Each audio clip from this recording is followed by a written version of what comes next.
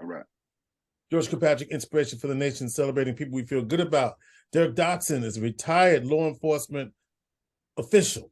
He's been all around the block. He's done some things in law enforcement, but he's also an author. And his goal is to teach us how to interact with police correctly. You know, I got a lot of questions, Derrick, but he speaks all over the country. You know, I got a lot of questions, brother. I got a lot of questions. His website is called theblacksanctuary.com. And his book, he uses his book to teach young people in particular how to interact with the police.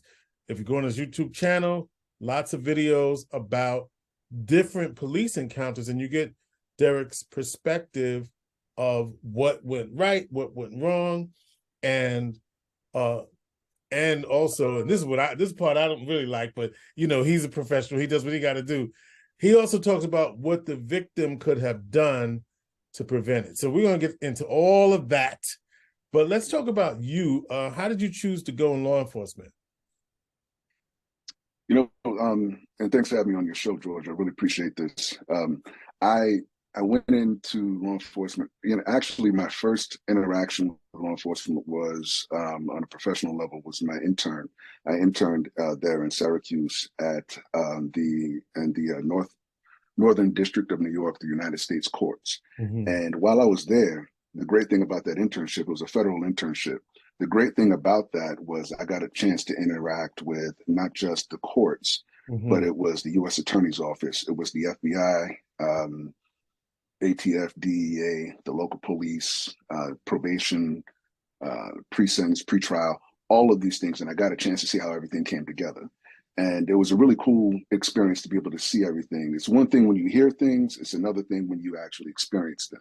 Yeah. And so I got a chance to see that. And, you know, to be honest, while I was there, you know, I thought about this not too long ago. I've been sharing it with people that there was a friend of mine that I knew from high school that came in to the courts, and he saw me in a suit.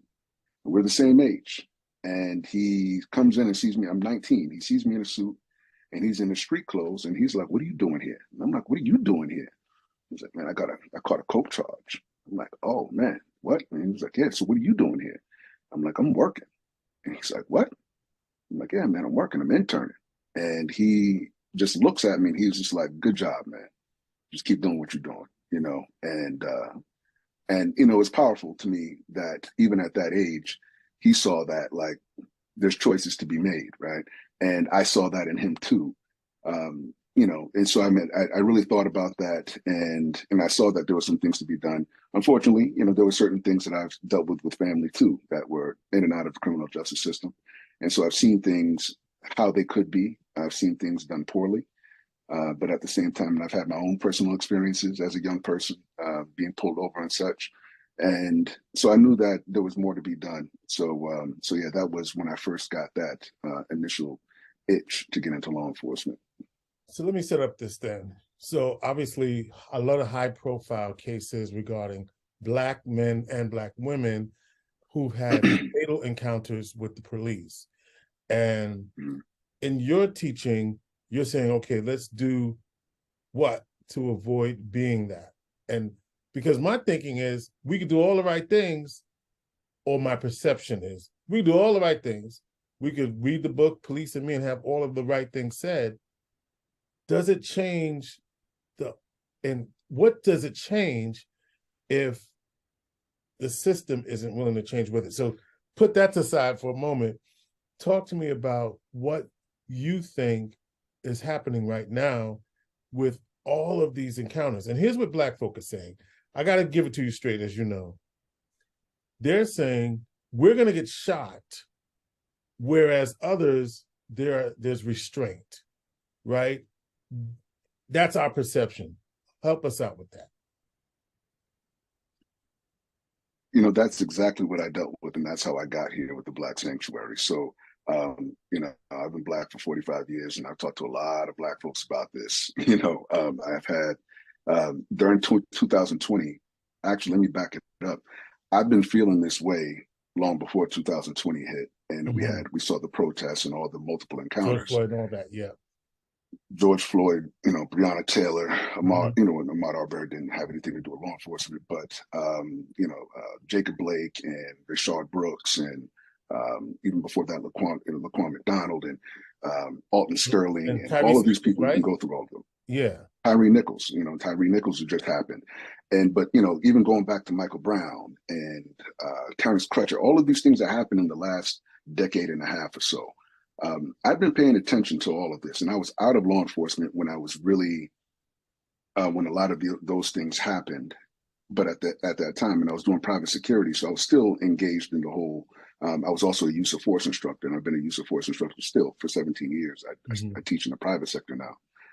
But the cool thing is hearing from people that actually want to know. So in 2020, I got phone calls while I'm yelling at the television, yelling at Tucker Carlson and Don Lemon and everybody else, the way that they're reporting this stuff, right? I didn't like it because they were leaving out very critical things that they could share and could keep people safe if you actually share that information. So I was getting phone calls. I'm watching the same thing that you were watching, but I'm getting the calls from friends and family all over the country. And what I'm hearing is, why did they do that to that man? And why are they doing that to us? Right. Yeah. I'm looking at it very specifically. And if you watch my videos, I speak about this objectively, very Yes, objective. which And the I don't reason why like. I'm middle, I don't like that. And I thought it's a good, right? and Because yeah, but see, here's the thing. you know why I don't No, like that? nobody else. Yeah. No, go Let ahead. me finish my point here. Yeah. Yeah, it's the problem is that people pick one side or the other. This whole thing is way too divisive. You Hmm. need someone that's actually going to give it to you based on my experience as personal experience. I guarantee you, I've been pulled over more times than you. I I hear you. guarantee you, I've had more stop and frisk, the subject of stop and frisk than you. My Okay. cousin was killed by police. I've had all of these encounters personally, but I've also been on the professional side. And so when you have those type of dynamics and you understand the complexity, I can look at it with the clarity that's needed. So that allows you to take it and look at it from one side, and from the law enforcement, whoever, they can look at it from the other side. You need someone like me that's going to talk to you about it in an objective way, because if you actually want to get things done, we can't just be talking from one side or the other. People can't talk. I'm trying to make sure that people come up together. I'm not trying to unify anything. That's up to the police to do. I'm not a mouthpiece for them. That's not what I do. Let me be very clear there. But the point is that I do want us to co-elevate. I do want us to come up and actually be able to have the conversation. So I speak right down the middle, and I can tell you, hey, this is how, based on the laws, case law, policy, training, this is why the police reacted that, right or wrong. This is why they reacted the way that they reacted.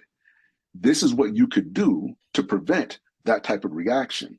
In the meantime, based on that new knowledge that you have, this is how you approach police reform. So there's a method to everything that I'm doing here. And so when I'm talking to people about these things, George, I'm always looking at it. I don't want to get emotional. I let everybody else be able to do that. I want to be the person that's bringing it to you, because when something like this happens again, and people, like I said, people call me all the time asking me personally, and I got a chance to see how this works when I would explain use of force model, and I would tell them what it is, and they would say, "Oh, I didn't know that, because I thought I had a right to do this." And I'm like, "No, you don't have a right to do that." Well, the police, they can't do this. Yes, they can do that. Huh, didn't know that. Unfortunately, we had multiple things that happened in 2020. So in regards to, my approach to the objectivity of this entire experience is, when you experience all of these things that I've experienced, being pulled over, family in and out of prison, that have had that experience, you've seen what that looks like. When you've lost someone to being killed by police, a close cousin that you grow up with, you see that type of thing. And you see the ups and downs in the system when you work in that system as well. And like, me, I've been pulled over more than anybody I know. Guaranteed. I've been pulled over more times than you. And it's one of those things that when you have those experiences on all these sides, and I look at these things, and when people come to me and they say, "Why did this happen? Why are these things happening?" I can't be the same person that everybody else is. I can't be the emotional person in the room, because I want to be the person that's giving you the information that's going to keep you alive. That's what I care about. I don't care if people don't like the objectivity. I want to be objective to help stay, keep you, your kids, your family alive. So when I have people come to me and I share with them and they say, you know what, why did this thing happen? And I tell them, hey, this is how this thing went down based on the law, case law, use of force, the use of force model. And I share these things. And then they apply it. They see the next thing happen because in 2020, we had multiple things that happened. And so they come back and they call me back and they come telling me how it works. They say, Derrick, that cop shouldn't have done that thing. But that guy, he shouldn't have been doing that thing based on the law and the policies that you told me about. I said, yeah, that's exactly right. The next thing happened. That police officer shouldn't have done that. But based on what you said, they should have done this. That's right. So when I saw that, that was all the proof I needed to continue going forward, educating people. And lastly, when I had Black parents coming to me saying, Derrick, I don't know what to tell my kids, and I'm scared to death for them to start driving. I don't know what to do when I get pulled over. What am I supposed to tell them? And so, again, me having all of this knowledge and experience personally and professionally, I felt it was a duty. I honestly felt it was a duty because I didn't want to do any of this, George. I honestly didn't. But I mean, when I'm looking at people telling me that you're in fear, and you should not be in fear every time you get in your car and you see lights. All right. We stay in a state of fear. That becomes stress. Stress hurts you mentally and physically.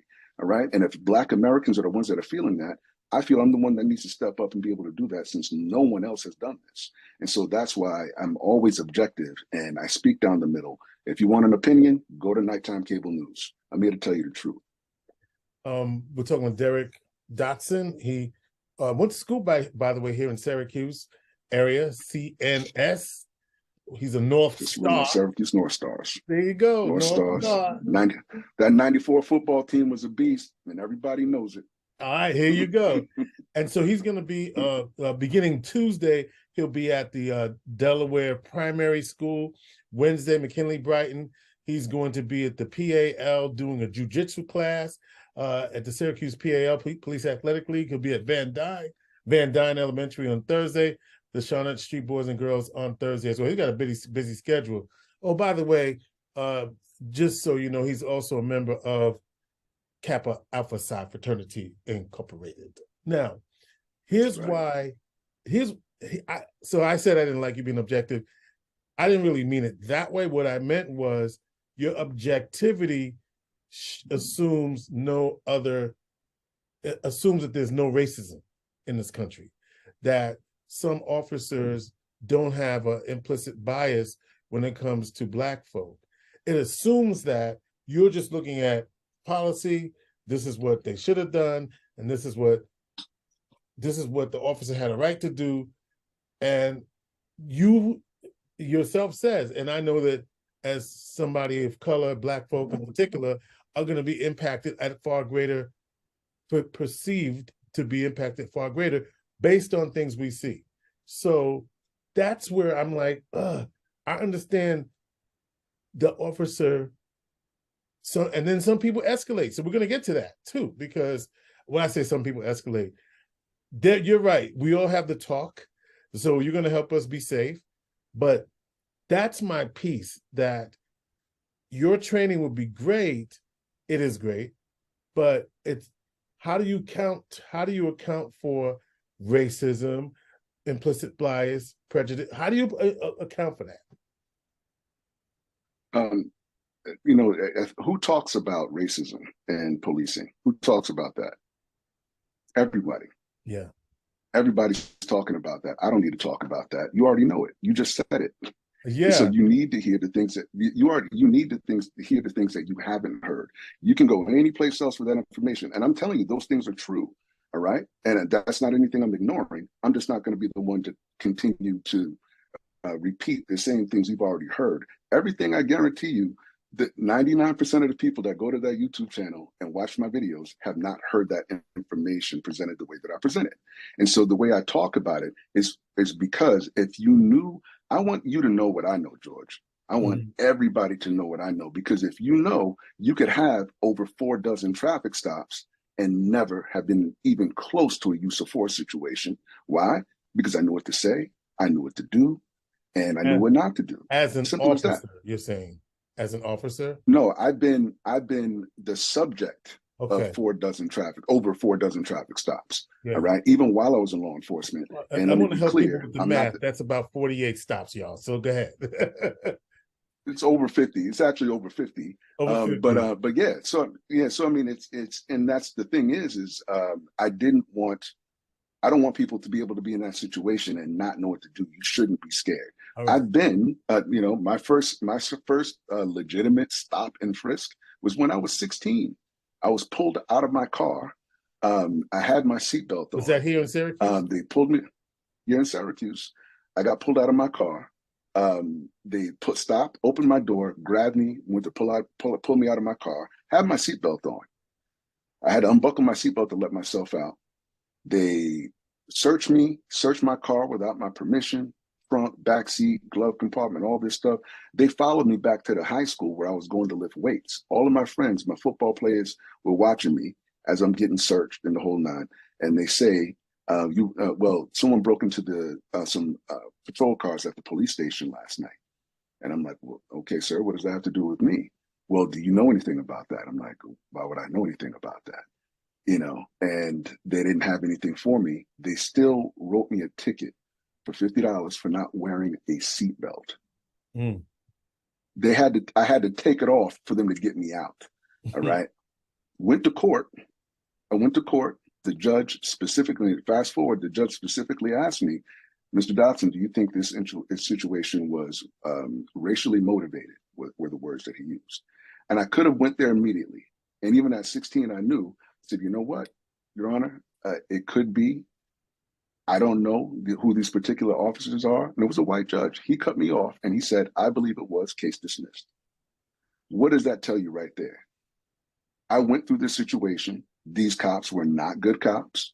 All right. They definitely profiled me. They went in, and by the questions that they asked, I definitely believe that they profiled me. So let me clarify. It was in North Syracuse, though, right? North Syracuse, yep. Okay. North Syracuse. I want to clarify that. And sure. And so they went through my car, searched without my permission. That goes against the Fourth Amendment of search and seizure. I didn't know that at the time. I know it now. And so what I'm saying is they went through all of these things. I maintained my composure. I complied. I complained. They got dealt with later. All right. That's how you handle this stuff. If you want to win, if you actually want to, and look, this is no secret. And I'll let any officer that wants to hear me. And if you got a problem with it, come see me. If you want to beat cops that aren't good at what they do what you have to do at the stop or during the interaction. Comply, know what you need to say, because sometimes you say too much. Go to court and let it get dealt with then. If there's a lawsuit that needs to come out of that, deal with it. All right. I'm not saying that those things aren't true. I've been through them. Mm-hmm. And so what I'm saying is I'm sharing the information that no one else is going to give you. If you want to hear about race, if you want to hear about implicit bias, I'm going to be talking about that.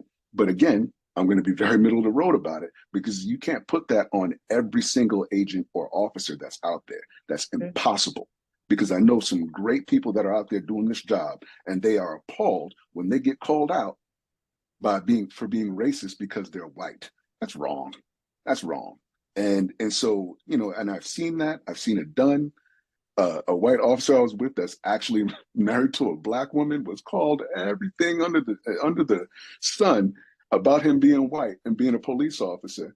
And he had to laugh. We both had to laugh, and we walked away. We left it alone. It was a welfare check. We were just there to check on her because somebody was concerned. Yeah. Obviously, she was fine. We left.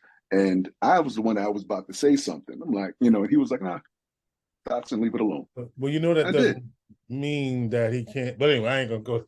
But I hear you.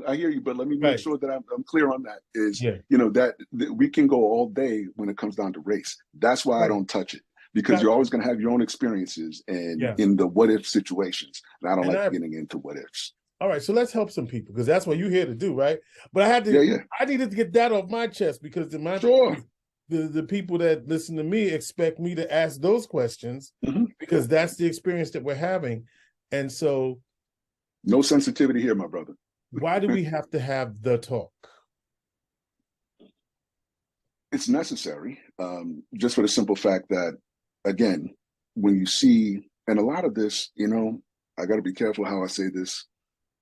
It's not all the media's fault, but a lot of times when we watch these and when we see these videos, we see it through the news media, then we see it through social media, and we have a reaction to it. There's not a lot of information that goes beyond that. And so even the talk in itself is somewhat skewed because we don't really know how to.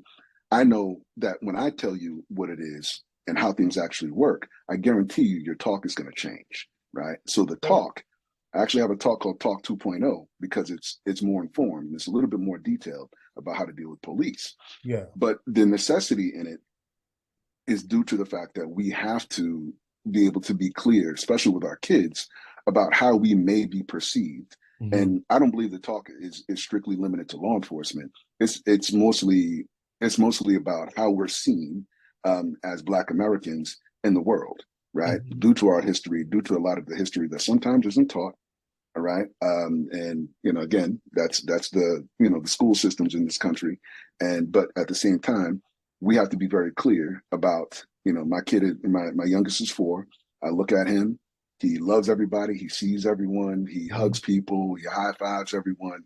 I know that's going to change as he gets older, as he becomes more of a young man. He's not going to be cute anymore, right? He's going to be looked at differently. And not just because he's a young man, because he's a Black young man. We have to be able to be clear about having those conversations. But as it comes down to law enforcement, we have the history of that in this country and how people see it, right? Just because you feel something does not mean that's the way it is. And so again, that's why I talk about it objectively, so you can actually make a difference, make it your own choice. I'm not telling you what to think. I'm not telling you what not to think. I'm just giving you the information. And that's much different than how things are presented from just about anybody else I ever see. So what do we have to know? Derrick Dotson, whose book is called Police and Me. He's going to be talking throughout the week here in Syracuse, courtesy of Jimmy Oliver and the Police Athletic League. Talk to me about, so what is it that I need to know to be safe myself as someone who's been stopped, obviously? And I'll say this to you, and I've said this to officers who I've trained with. I've had far more good encounters than bad. But I've been profiled, all of the things that every Black man has pretty much. If you don't have a story, you're lucky. But most of us have a story, right? But I've also had some good encounters, right? And so what is it that I need to know and what I need to teach our kids and what we need to teach our young kids to be safe? And I say the word safe, but how to interact with police safely so that everybody wins?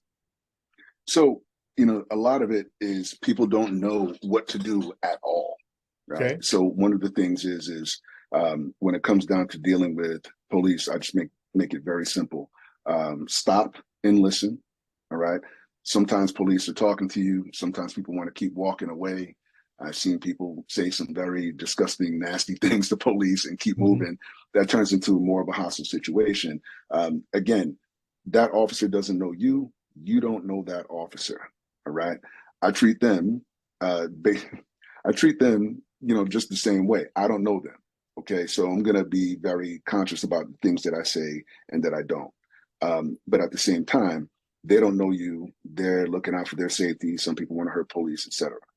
So just stop and listen. They have a right to come and ask you questions. All right. Reasonable suspicion. You don't know what that is, look it up. People, officers can come talk to you about, something that they might perceive you doing that might be illegal, and they can legally question you about that.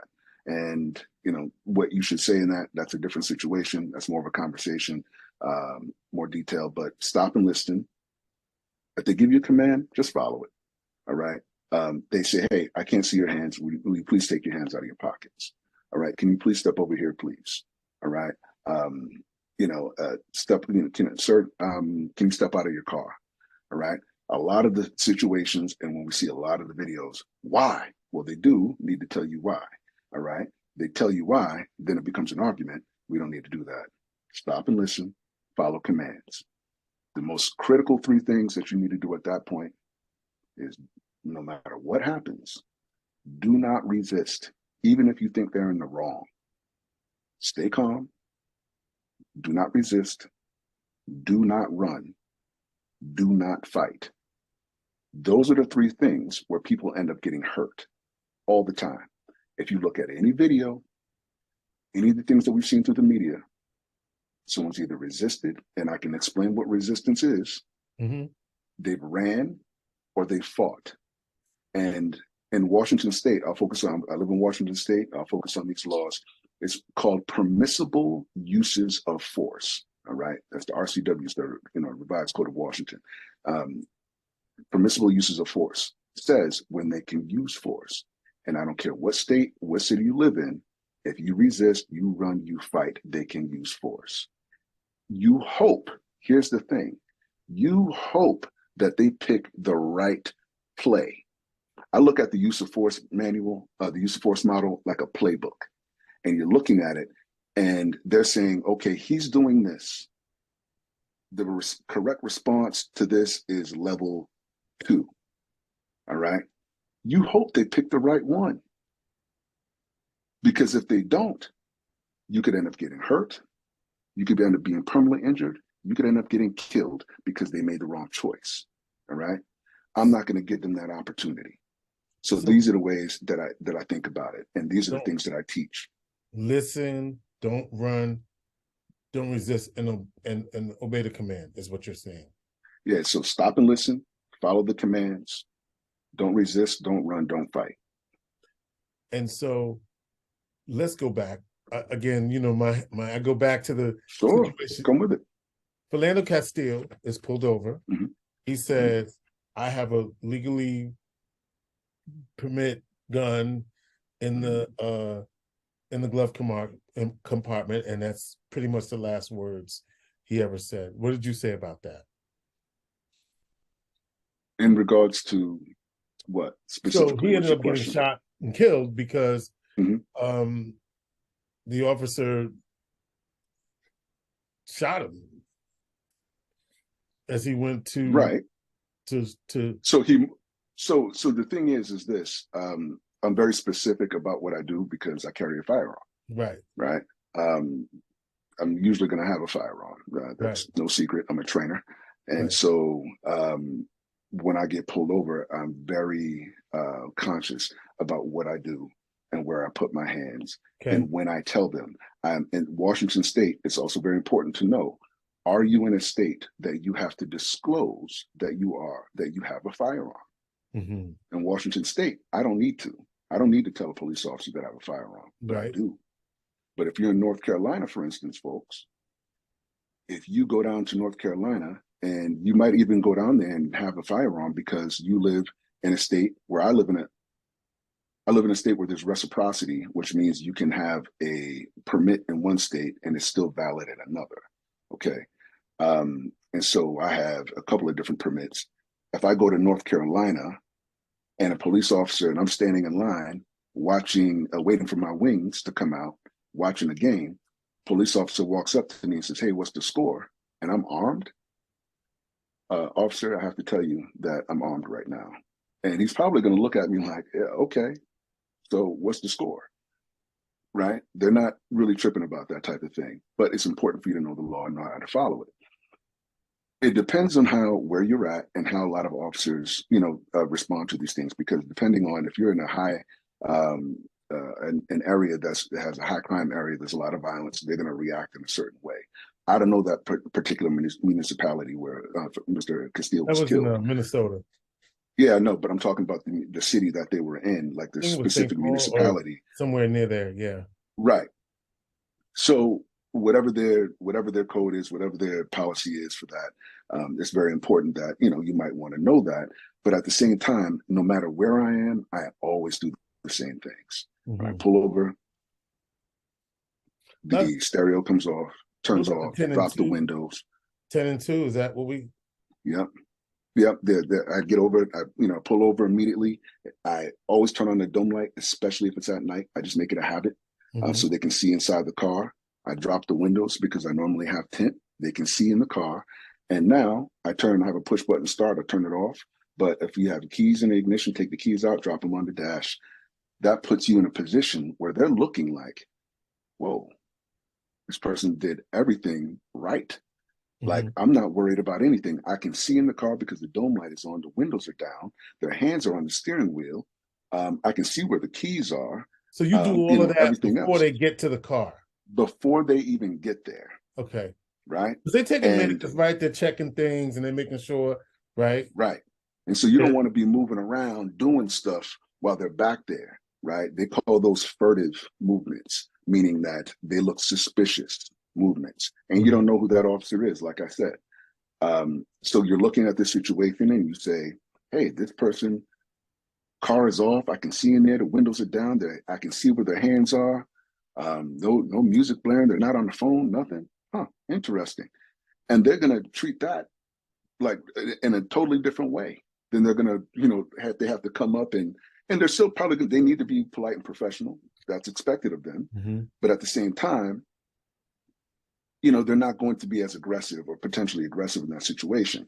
Mr. Castile was in a position, I don't know how that entire dialogue went. We see pieces of that. I don't know how it initially started, but we see how it ended. Yeah. But when he moves, right, when he actually moved, he didn't just sit still and get shot. He was moving, right? He did make a movement. And when they make that movement, that's when that officer sees that. He looks at that as a threat. That's on that officer. I don't think I know it wasn't right. We know that he wasn't in a threatening manner. Right. But that's what I'm saying. You don't know who these officers are. All right. They could be great people. And if you believe that they're racist, discriminating, or biased in some way, that's even more reason to make sure that you do all the right things. And so making sure that you do that is very important. Again, it's a very dangerous job. The majority of officers, most of the time that they get killed, it's going to be at a traffic stop. Yeah. All right. Those things are the most dangerous things that they do because they never know if you are just robbed a bank, you just killed someone, whatever the case may be. They have no idea who they're walking up on. Yeah. And so they're going to take their precautions, but you want to be in a position where you own that situation based on your own actions. So you Derrick Dotson, law enforcement, retired, but also do I want to call you a bodyguard, right? Did you do that? I mean, did you do that too? I did it. You call that personal security. Yeah, I did. No, it's actually called executive protection. So I worked for a number of billionaires that worked out here. It's kind of, think of it like Secret Service for billionaires, right? Okay. So I did that for a while too. Yeah. Yeah, that's pretty nice. So you got the book Police and Me, and tell me kids, about why this book and what you hope to do with it, because you speak all over the country, go into various youth groups. You come in here to talk to the kids in many of the schools, and you also do a jiu-jitsu demonstration. You're hoping to do what with the young people with the book? So the book, again, a lot of this came from some of the parents that I talked to. Initially, it was Black parents, but then it was interesting. I'm talking to white parents and Asian parents and, Latino parents. Everybody had similar concerns based on the things that they were seeing in the media. And of course, Black people are going to feel a certain way because we're seeing us on television as Black Americans, right? But everyone else is seeing it because the law applies to everyone and everybody can get pulled over. So these people are very concerned. These parents are coming to me saying, I don't know what to tell my kid. I wrote The Police and Me based on how I would talk to, my children about it, right? I want to talk to my kids and say, these are the things. And so Duke is my youngest. He's 4. He'll be 6. I aged him for the book. I made him 6 years old just so we could have more dialogue in the book. And it's told from his perspective. The entire book is from his perspective. And he notes when we get pulled over in the book, he notes how calm I am and the things that I do, some of the things that I told you to do during the traffic stop. He notes these things, but he still has anxiety based on the things that he's heard about police. Yes. And so it's important to realize that a lot of these kids are hearing these things and seeing these things and interpreting a lot of that. And when I've spoken to 3, 4, 5, 6, and 7-year-olds, and the things that you hear from them when I do these readings, the questions that they ask, they understand far more than you know. And I'm surprised. And What are they so, asking you? man, what won't they ask me? They'll be critical of my handwriting. I had a little girl that questioned my hand. That don't look like a She- two. Yeah, I was trying to, they kept asking me about radios the other day.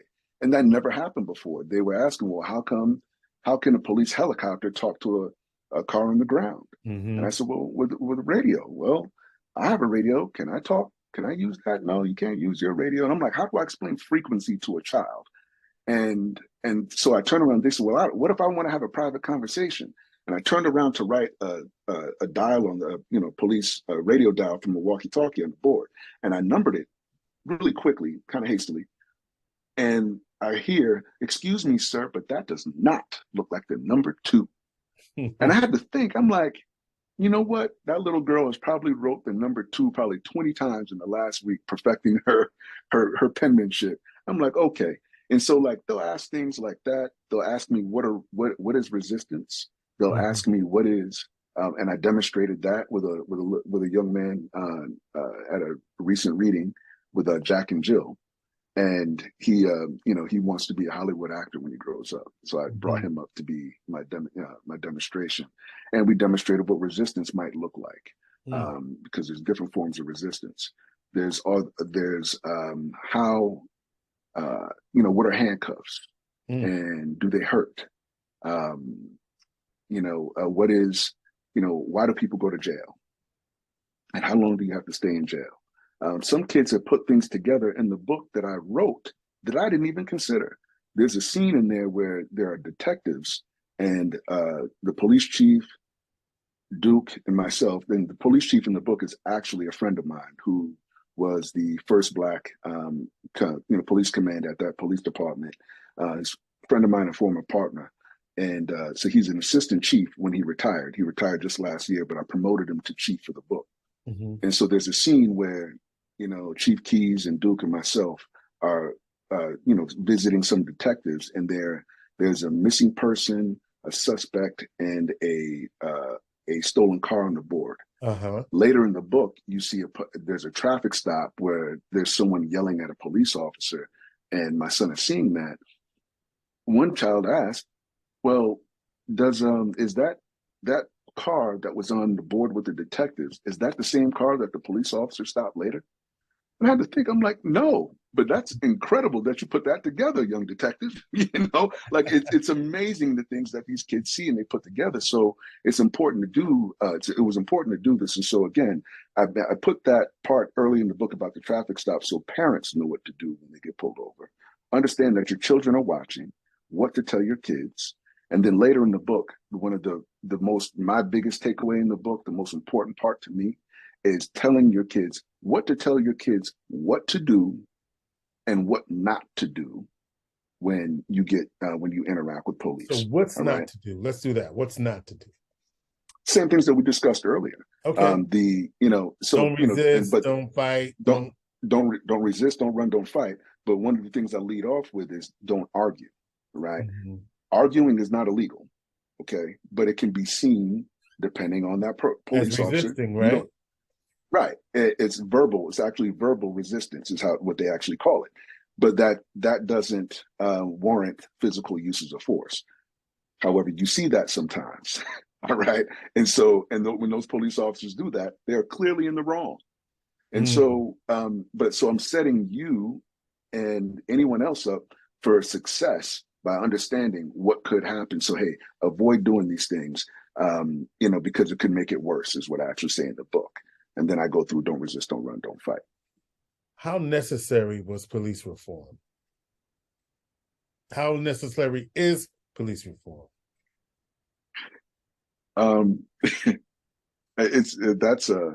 Yeah. So here, like I said, I always speak on both sides of things. Police reform is something that's necessary. It's definitely necessary, but it was done poorly.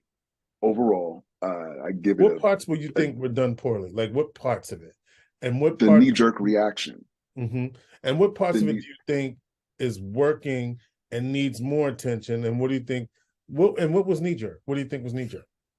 it reminded me of the '94 crime bill, the Violent Crimes Act of 1994. Three You know how times, we ended up with three strikes.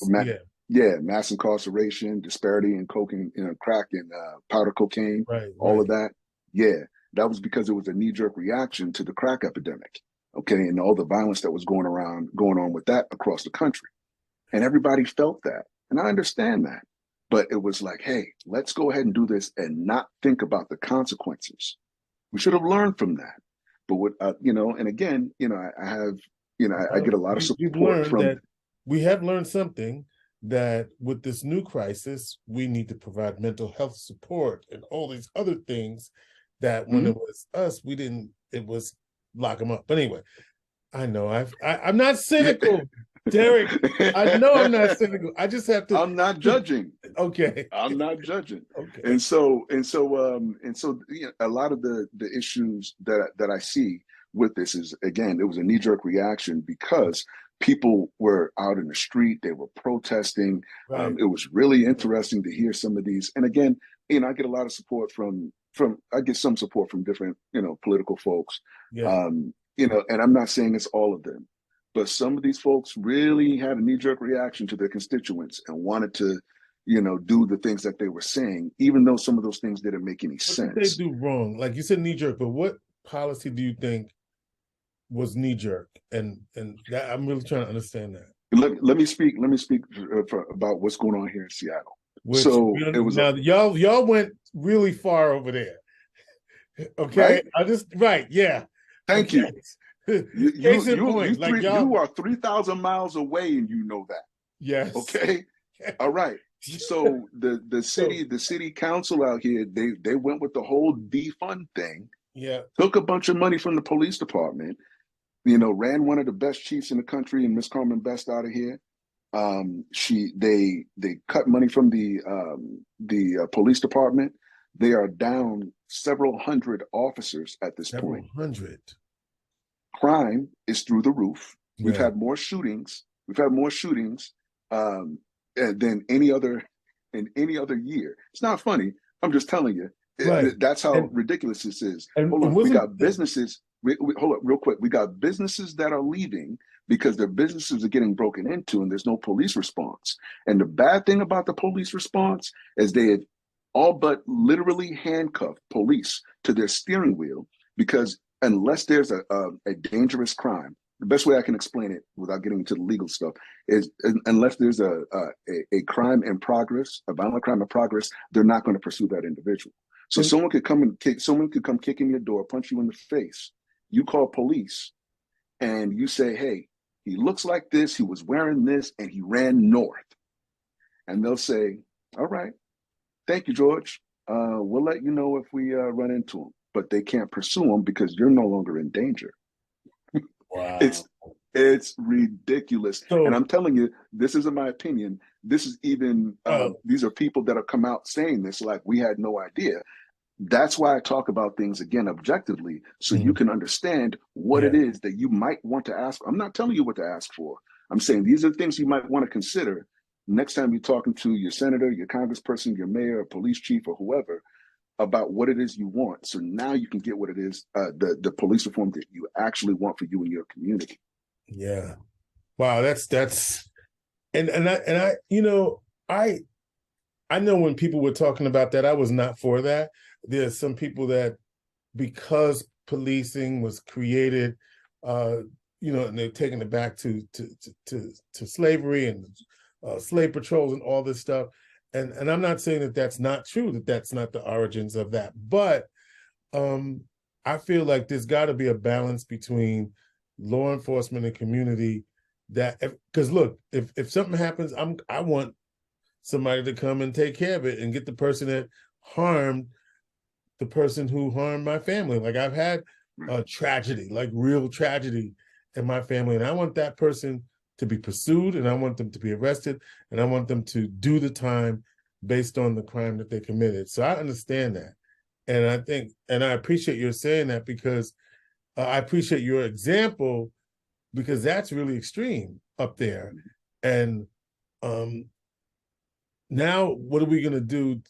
And you can't have a city center abandoned if you want to attract people to your community. So I get it. But what we can do is have safe encounters.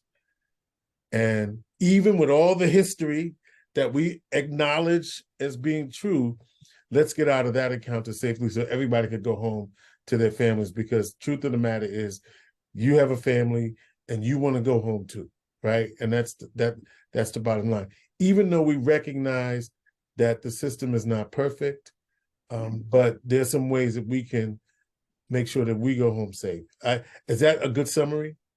Yes, it is. And one thing I want to say about what you said something that I also say, and I have to correct myself sometimes.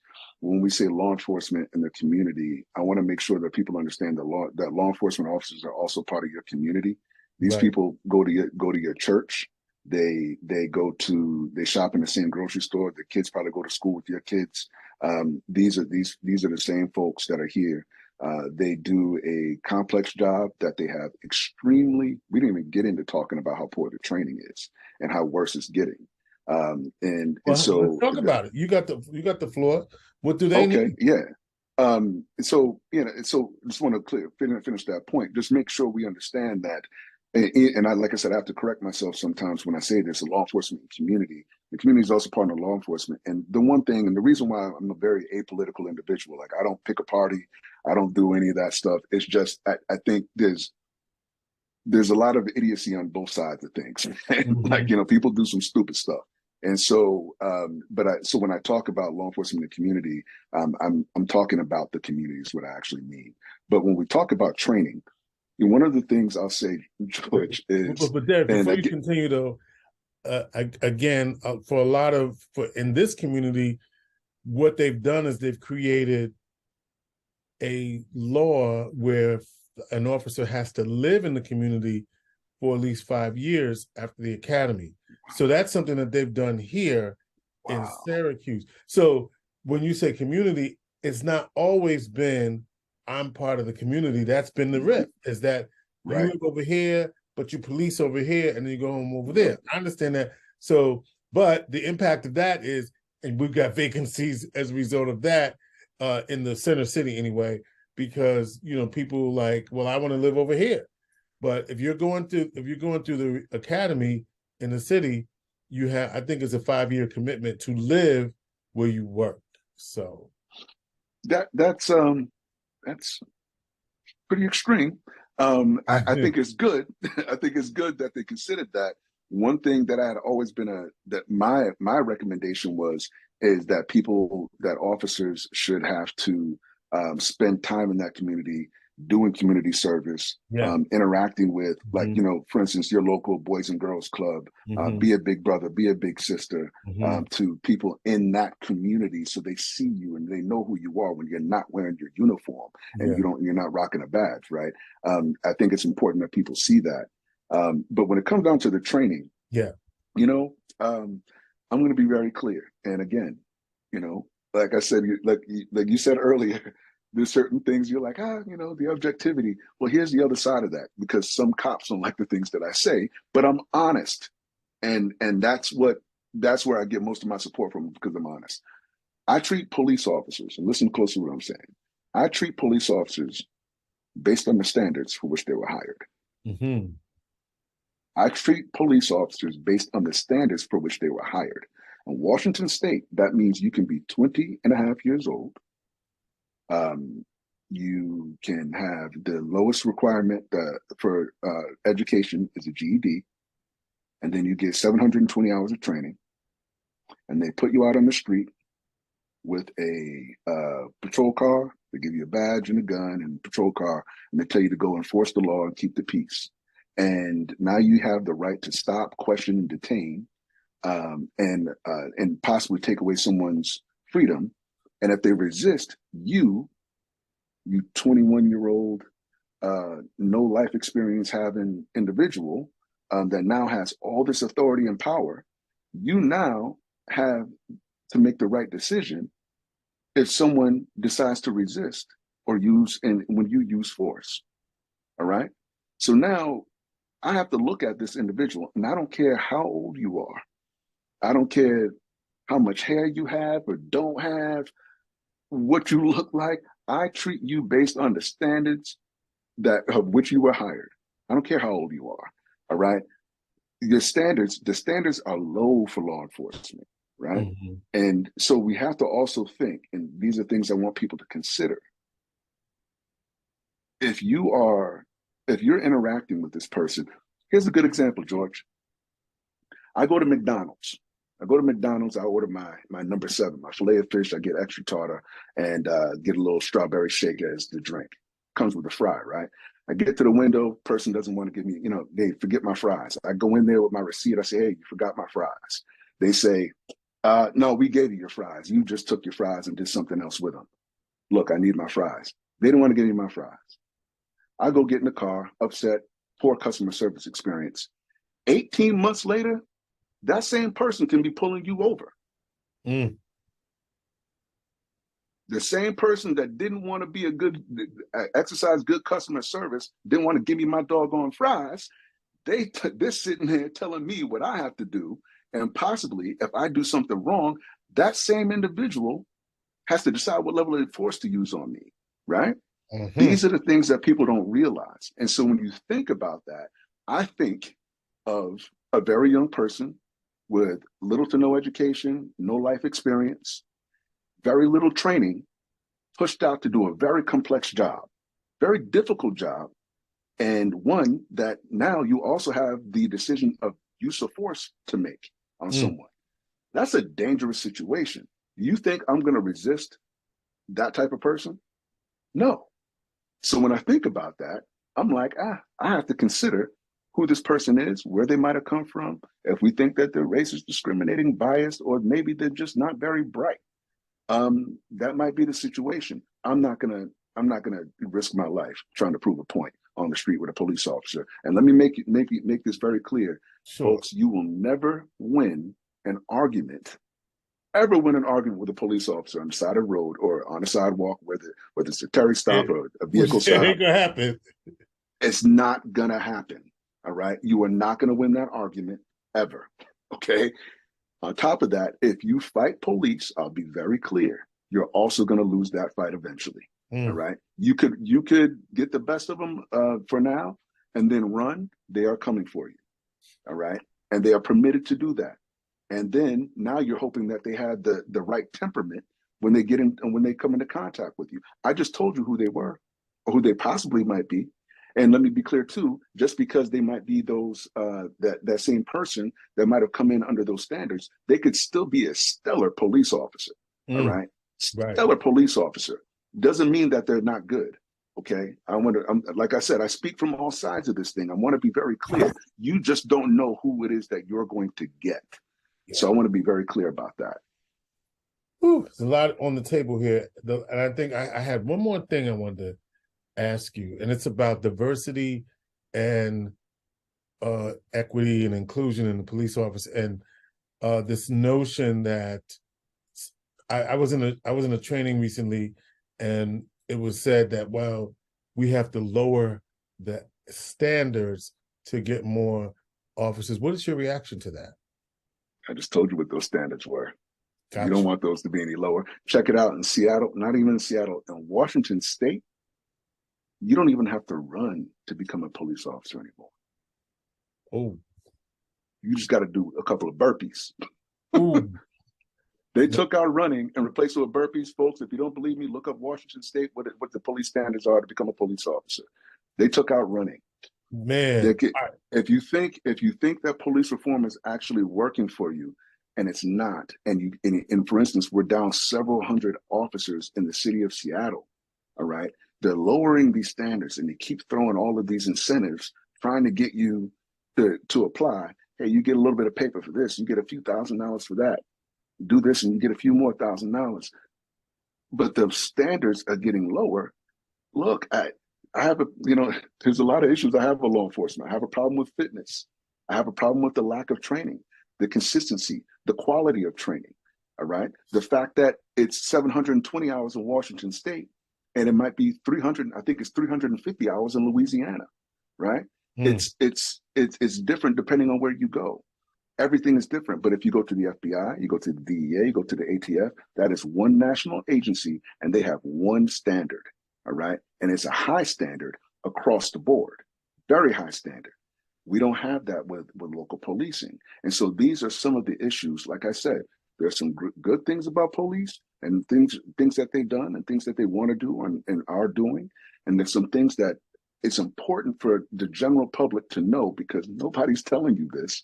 I want you to know this so you know what it is that you might need to go. And I'm not telling you what to say. I just want you to have the idea in your head. You can do your own research. So when you do talk to your senator, congressperson, police chief, mayor, you go talk to them and say, hey, these are the things I think we need to do, because they're obviously listening. And you can make some change in your community wherever you are.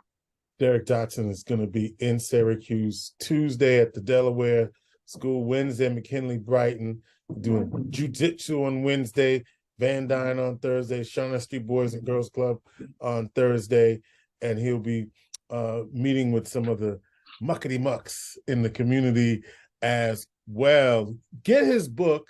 It's called The Police and Me. You can order it wherever books are sold, Amazon, Barnes & Noble. His website is called theblacksanctuary.com. I would be remiss as to why you call it the Black Sanctuary. I think of a place of peace, a place of solace. Why do you call it the blacksanctuary.com? Because it's it's, first of all, my primary target is and will continue to be Black Americans. The law I talk about, I talk about the law, law, case law, all of that. It applies to everyone here, whether you're a citizen or you're a resident of this country. So everything I talk about is for everyone. However, specifically, disproportionately, a lot of the issues have affected Black Americans. And so that's what I talk about. And when I talk about Black Americans, I'm also talking about safety. The three pillars of my business are law enforcement education, mindset and empowerment, and safety and security. Given my security background, use of force, and all of that stuff, I'm giving you things that you can be empowered by the information about law enforcement, how to keep yourself safe in those situations, interact safely.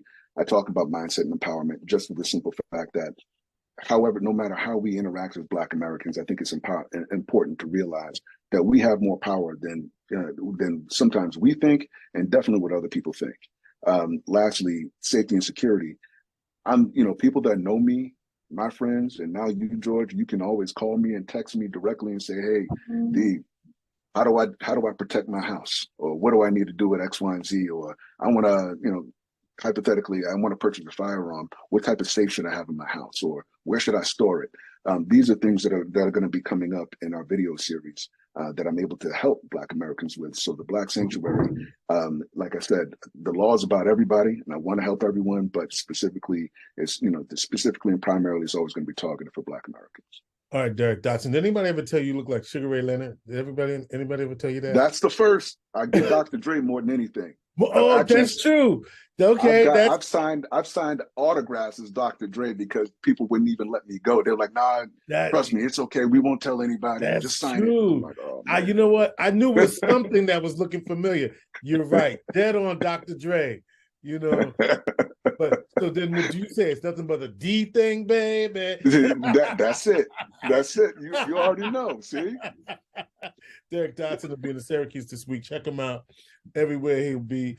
But in the meantime, get his book, invite him to speak. Good brother. He's in the year 1911, so we'll give him that. But Kappa Alpha Psi Fraternity is in the house. GK, I got to now rep my team, Omega Psi Phi Fraternity Incorporated. But listen, good luck with what you're doing this week, and a pleasure talking to you, my brother. Keep doing the good work. Thank you. Appreciate you. Inspiration.